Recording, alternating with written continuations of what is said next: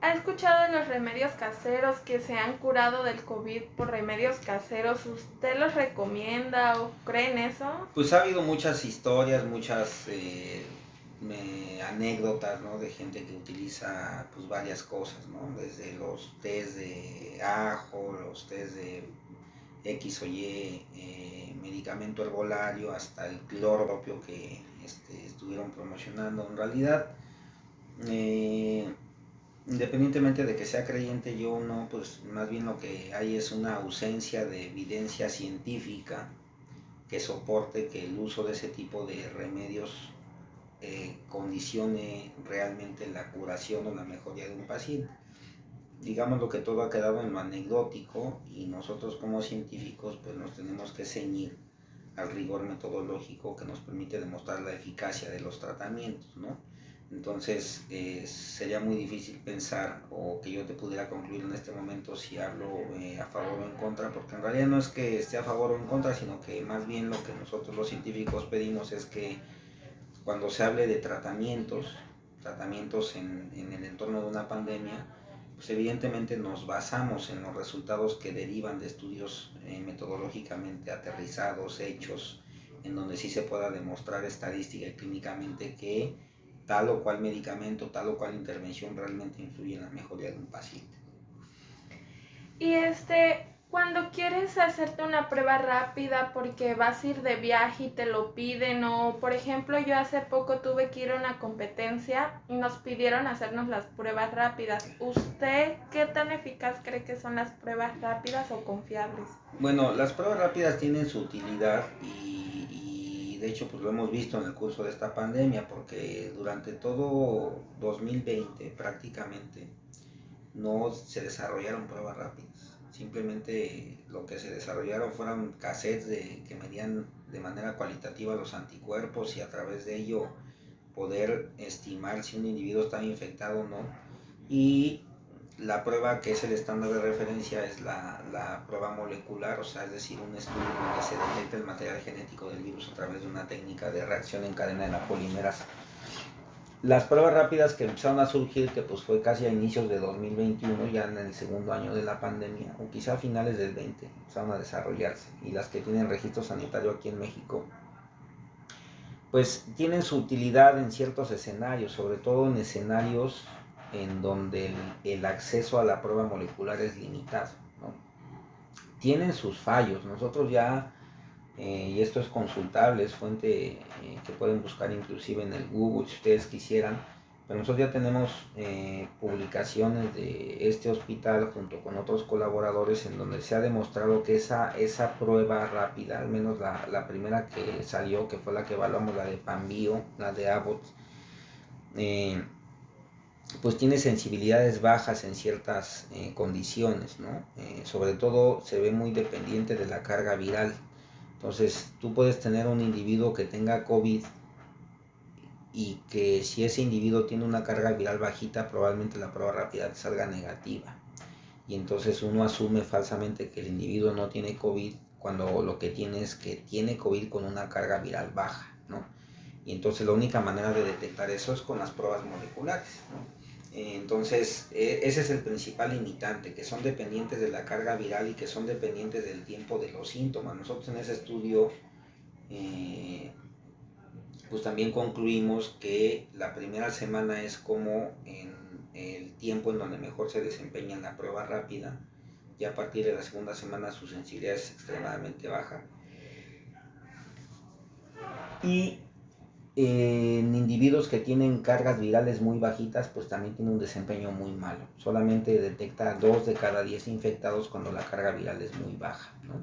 Entonces, tiene sus limitantes, tiene sus usos, tiene sus ventajas. Por ejemplo, el hecho de que es una prueba que prácticamente en 15 minutos te da el resultado, a diferencia de una prueba molecular que pues tarda casi 4 o 5 horas en procesarse. Pues ha ayudado a tomar decisiones en ciertos escenarios, sobre todo para el sector salud. Sin embargo, como una prueba de escrutinio, pues sí tiene sus tasas de falsos negativos pues altitas, ¿no? Sobre todo por esto que te digo de que depende mucho de qué tanto virus tenga el paciente. Si se toma en un momento en el que la carga viral está muy bajita, lo más seguro es que la prueba rápida no lo detecte. Y para contagiarnos así, por ejemplo, ¿quién se puede llegar a contagiar más rápido? ¿Una persona que lleve un cubrebocas, lentes o careta y guantes, a una persona que solo utilice un cubrebocas y gel desinfectante?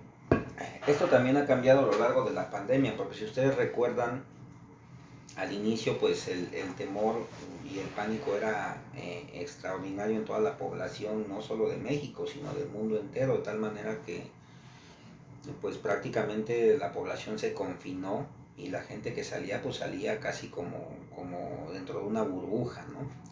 Ya después cuando se fueron descubriendo los mecanismos de transmisión del virus, pues se empezaron a definir cuáles eran los mecanismos claros de transmisión del virus, y lo que hoy queda como un mecanismo claro establecido es la capacidad del virus de transmitirse a otro individuo a través de las gotitas respiratorias que son inhaladas por un individuo, ¿no? Sobre todo cuando estás en ambientes cerrados y de poca ventilación. Entonces esa es la manera más eficaz de que el virus se transmite. Entonces en ese sentido, en donde quizá una de las estrategias utilizadas de manera preventiva para mitigar un poco la transmisión aérea, pues ha sido el uso de los cubrebocas, ¿no? Por el hecho de que pues al menos no permite que haya un contacto directo entre el aire que lleva gotitas con virus y la nariz, ¿no? Que es por donde entra. ¿Hay algún tipo de cubrebocas que recomiende que sea más? Eso también ha evolucionado durante la pandemia, porque en el primer año de la pandemia, pues inclusive hasta se agotó la producción de los cubrebocas N95 3M, porque lo empezó a utilizar toda la población, empezaron a hacer sus compras masivas, lo guardaban, luego lo revendían más caro. Y después también se fue viendo que otro papel tenían cubrebocas menos, digamos, sofisticados o menos seguros, como los cubrebocas N95.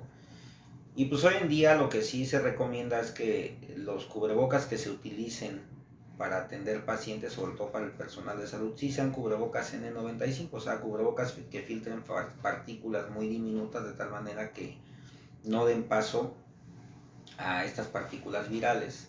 Pero esto está indicado en el personal de salud, ¿no? Hoy en día los cubrebocas tricapa, estos azules, o inclusive ahora están desarrollando cubrebocas de tela que les ponen 20.000 capas también. Pues para uso en la población yo creo que son óptimos, no, digamos que la población más expuesta a que se le transmite el virus, pues quizás sigue siendo el personal de salud, porque son los que estamos en contacto con casos confirmados. Ya ahí sí vale la pena utilizar este tipo de cubrebocas, pero para la población en general yo creo que los cubrebocas tricapa, los cubrebocas KN95, que se les llama así, otro tipo de cubrebocas que se están distribuyendo, que pues de cierta manera tiene cierto recubrimiento que protege con la entrada de partículas, pues yo creo que es lo adecuado, ¿no? Como una estrategia. Hay gente detractora del uso de cubrebocas, hay gente que apoya el uso de cubrebocas. Yo personalmente sí pienso que puede ser una estrategia que al menos mitigue un poquito la transmisión, tanto para los que infectan como para los que no están infectados, ¿no? Ok, y hablando de la población fuera de la parte de salud, ¿los niños y jóvenes menores de 17 años son igual o menos susceptibles al contagio? Bueno, ahorita ya en este segundo año de pandemia, pues ya se empieza a vacunar, varios países empiezan a vacunar a menores de 12, algunos países ya están vacunando entre el grupo de 12 y 17, pero como hay demasiada inequidad en el acceso a vacunas a nivel mundial, pues y además las estrategias de vacunación son distintas entre países, pues sí sigue habiendo un incremento en el riesgo de infección en la población que no ha recibido ninguna dosis. Y entonces en ese sentido, a nivel global siguen siendo los menores de 17 años los que en términos generales no están vacunados todavía. En muchos países, México ya se empezaron a vacunar a menores de 17 y en algunas condiciones a los menores de 12, ¿no? Pero todavía el gobierno no ha contemplado un plan de vacunación con con niños recién nacidos, ni en el grupo de menores de 5 ni en el de 5 a 12. Entonces sí es un grupo que a final de cuentas tiene más riesgo porque como te lo vengo mencionando desde hace un rato, pues la vacunación al final de cuentas es una estrategia que protege contra la transmisión y el padecimiento de enfermedades transmitibles, y el coronavirus es una enfermedad transmisible. Entonces en ese sentido quienes están más desprotegidos es ese grupo etario, ¿no? Entonces el hecho de que, o sea, sí la edad es un factor de riesgo, pero sobre todo tiene que ver en este grupo de edad, no porque tengan una edad en donde haya más enfermedades que le condicionen más severidad al paciente, sino es por el acceso a las vacunas, porque a nivel global son los grupos etarios menos vacunados y entonces eso los deja un poco más susceptibles al virus, ¿no? Entonces, por ejemplo, en el regreso a clases, ¿usted cree que deberíamos seguir en línea o ya deberían ir presencial? Híjole, pues esa es una decisión bien complicada que yo creo que queda fuera de mis capacidades de resolver o responder al 100%, porque pues son cuestiones multifactoriales las que influyen en que el tomador de decisiones defina si se queda o no.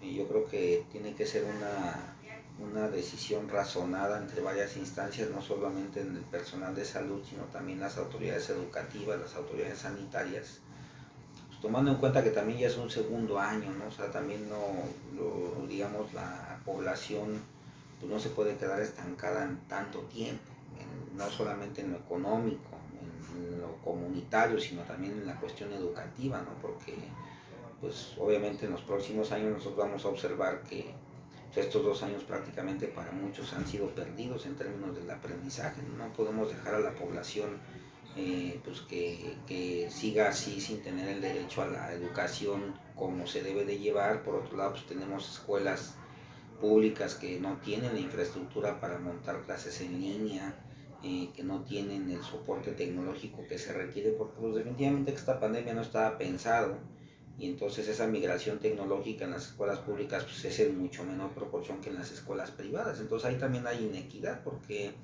si se define, bueno, nos vamos a quedar en línea todo el año otra vez todos, pues ¿qué pasa con esas escuelas que no tienen? ¿O qué pasa con los alumnos que no tienen ni internet en casa, ¿no? Entonces es una situación bastante complicada de definir, y yo creo que no depende de una sola instancia tomar la mejor decisión. Yo creo que tiene que ser una decisión razonada entre todos los interlocutores, ¿no? Y bueno, ya para terminar, ¿usted recomienda los desinfectantes de manos? ¿Son eficaces?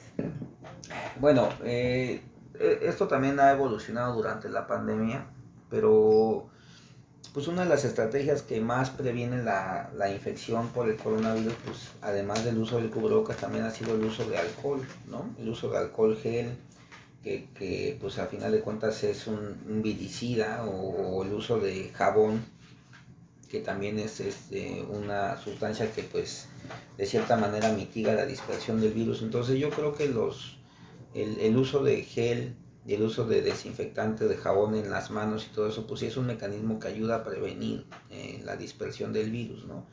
Ya de aquí a que el uso de desinfectantes ambientales y que este tipo de estrategias de las humidificaciones y de las, digamos, estos ejercicios que se hacen en las casas de las fumigaciones masivas y todo eso, pues eso no se ha demostrado que realmente impacte en la transmisión del virus, ¿no? Lo que sí es el uso personal de gel, el lavado de manos, el uso de desinfectantes de jabón, de jabón para lavarse las manos, y yo creo que ya, ¿no? Bueno, pues llegamos al final de este episodio. Muchísimas gracias por habernos recibido y a ustedes por haberlo escuchado. Esperamos les sirva y hayan aprendido algo. Esto es todo por hoy. Les deseamos un feliz día y síganse cuidando. ¿Gusta agregar algo?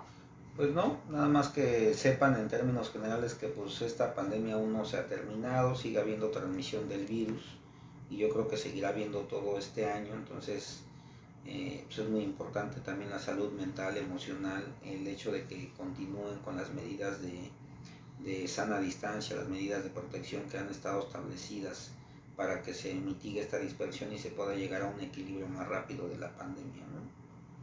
Bueno, pues muchísimas gracias por todo y este podcast CMA.